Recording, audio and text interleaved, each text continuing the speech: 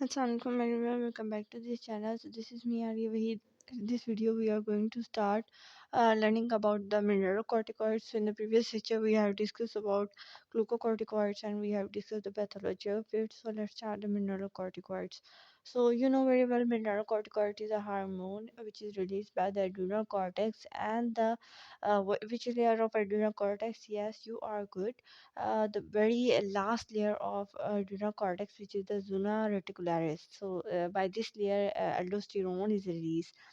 So, what is the function of mineralocorticoids? It regulate the electrolytes, and which electrolytes? Sodium, potassium. So, these electrolyte balance is maintained by it. So actually it is causing the reabsorption of these minerals, of these electrolytes. So what is aldosterone? Aldosterone is a type of mineralocorticoid. So what is the mechanism of action? So aldosterone is a mineralocorticoid which is released by adrenal cortex layer, which is the zona reticularis. So what is the mechanism of its action? So it goes and binds to the mineralocorticoid receptor, which are present on the distal tubules and the collecting duct. So here I have drawn a nephron. So here the distal tubule and the collecting duct is present. So in this distal tubule, sodium, bicarbonate, and water, these are present. So, what is happening when the aldosterone comes here? It it will bind to the receptors. Something like this is the mineralocorticoid receptor. So aldosterone will come bind with that receptor, and after that binding, the sodium will reabsorb back. Means sodium is going to enter into the blood again. Similarly, bicarbonate will enter. Water will also move outside, while the potassium which is present outside, it will move inside the nephron. So here this potassium will enter itself. So what it is causing, aldosterone after the release cause the reabsorption of sodium, bicarbonate and water, and release K positive by urine. So ये K positive duct में आ गया और उसके बाद ये urine बन के निकल जाएगा. So it is releasing K positive potassium outside of your body while um, making a retention of sodium, water, and CHCO3 bicarbonate. So let's discuss about the pathology of it. That if some kind of tumor and some kind of disease happens in the adrenal cortex, and adrenal cortex is releasing higher concentration of aldosterone, then what will happen and how to treat it.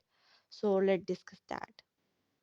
So here the hyperaldosteronism is given. Hyperaldosteronism means it is a process in which it increase the release of aldosterone. Now the levels of aldosterone are very high. So what will happen as a result of it? Alkalosis will happen, hypokalemia happens, because aldosterone is causing the release of potassium.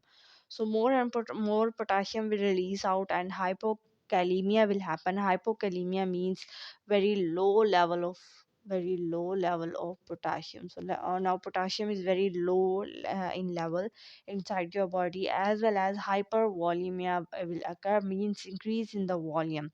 Actually it is due to the absorption of various sodium and water into your body. So more and more sodium and water will enter into the blood. As a result, the volume of blood will increases out, and due to the increase in the volume of blood, the hypertension will occur, mean increase in the blood pressure. So now how to treat it? What drugs will you give? So three drugs are given here: aprilleron, ketoconazole, and spironolactone. So actually, mechanism of action and the adverse effect of all the three drugs is similar to the spironolactone. So I have written up only one drug. So spironolactone is the anti-mineralocorticoid receptor, and you can say it is the antagonist of aldosterone. So both of things mean same.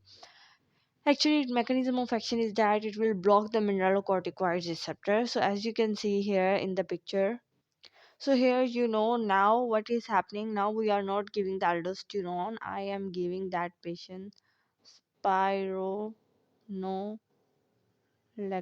to that patient. Now this spironolactone will bind to that receptor and will block it because it is an antagonist. Due to this blocking of this receptor, now sodium cannot move outside. There is no reabsorption of sodium. Now potassium will not enter inside. Okay, so this it cannot be enter inside. It will remains outside the nephron, and bicarbonate will remain inside. Similarly, water will not also move outside. So these changing will happen as a result. There will be no hypokalemia, there will be no hypervolemia, there will be no hypertension. So therefore spiroelectron is a drug which is treating the hypertension and different diseases. So now there will be no absorption of sodium and water.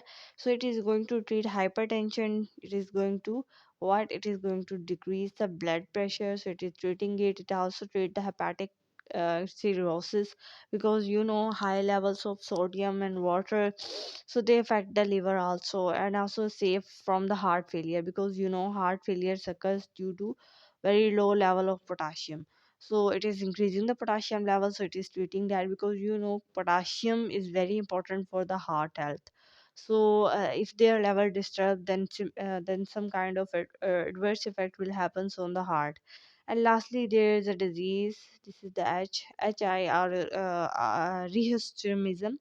In a woman, this happens because it is the anti-androgenetic activity on the hair follicles. So it is a disease which happens to the woman because androgen is a hormone which has a character to develop the male character. So when the adrenaline level increases, this disease happens in the women, that their hair follicles will grow more and more.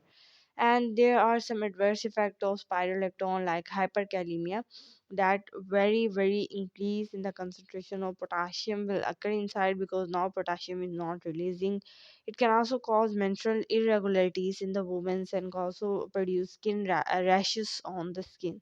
So this was all about the adverse effect of it. I hope that you will learn this lecture. If you like this video, then please subscribe to this channel, like my videos, and also press the bell icon to get the notification of all the video which I uploaded.